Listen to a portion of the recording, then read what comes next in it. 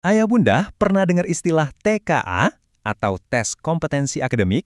Mungkin pas dengar istilah ini langsung banyak ya pertanyaan di kepala. Tenang, di sini kita bakal kupas tuntas apa sih TKA itu sebenarnya dan kenapa kok ini penting buat masa depan anak kita. Yuk kita mulai. Paham banget deh, dengar ada tes baru lagi buat anak, aduh rasanya udah deg-degan duluan ya. Tapi coba deh kita lihat dari sisi lain. Gimana kalau tes ini sebetulnya bukan sekedar ujian biasa? Gimana kalau ini justru jadi alat buat kita nemuin potensi tersembunyi anak kita? Yuk kita bedah kenapa TK ini beda dan bener-bener dirancang buat ngebantu. Jadi TKA itu apa sih sebenarnya? Namanya kan tes kompetensi akademik. Tapi kata kuncinya, itu bukan di tesnya loh, tapi di kompetensinya. Jadi ini bukan tes buat nguji seberapa banyak anak kita hafal rumus atau tanggal sejarah. Sama sekali bukan.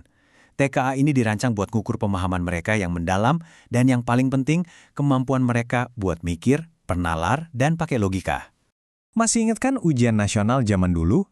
Yang fokusnya, ya ampun, hafalan banget. Nah, TK ini beda jauh.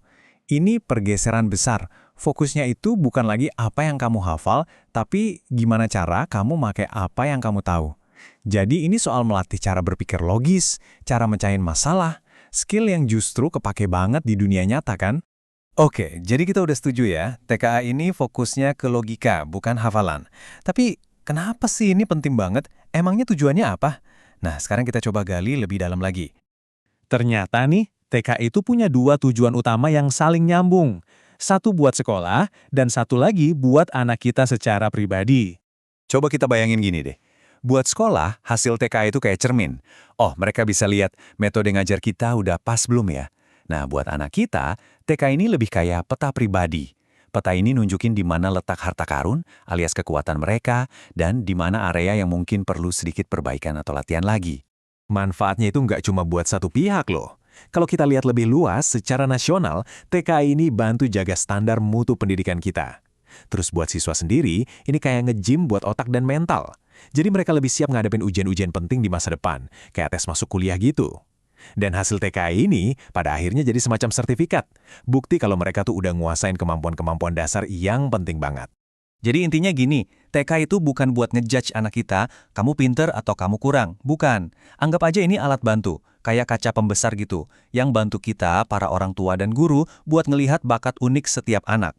Siapa tahu kan, anak kita ternyata jago banget mecahin soal matematika yang rumit, atau justru punya bakat luar biasa dalam memahami bacaan yang kompleks. Oke, kita udah paham ya kenapanya. Sekarang kita pindah ke bagian apanya.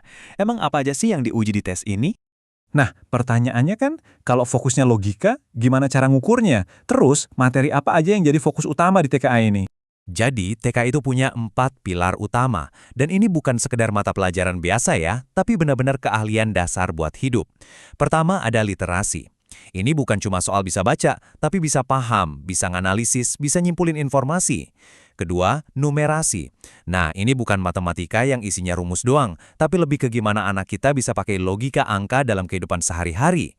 Terus ada sains dan sosial, yang tujuannya buat ngukur pemahaman mereka soal dunia di sekitar kita, baik itu alam ataupun masyarakat.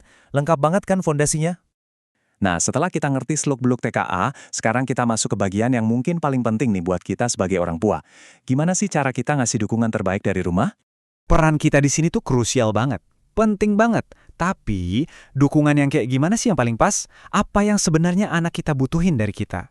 Seringkali dukungan terbaik itu bukan ngasih les tambahan macam-macam loh, tapi justru hal-hal yang dasar banget. Nomor satu, istirahat yang cukup. Ini penting. Otak yang capek nggak akan bisa mikir logis. Kedua, nutrisi yang baik. Ini bensinnya buat mereka bisa konsentrasi. Dan yang ketiga, yang paling-paling penting, semangat dan doa. Anak itu perlu ngerasa kita dukung prosesnya, bukan cuma nuntut hasilnya. Jadi, ini yang perlu kita ingat baik-baik ya. Yang paling anak kita butuhkan itu semangat dan dukungan kita, bukan tekanan buat dapat nilai sempurna. Tugas kita itu jadi supporter nomor satu mereka, bukan jadi penuntut nomor satu.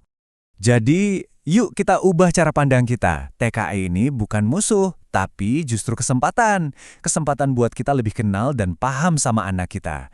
Nah, pertanyaannya sekarang, siap nggak kita untuk dampingin mereka dan bantu mereka menemukan semua potensi luar biasa yang ada di dalam diri mereka?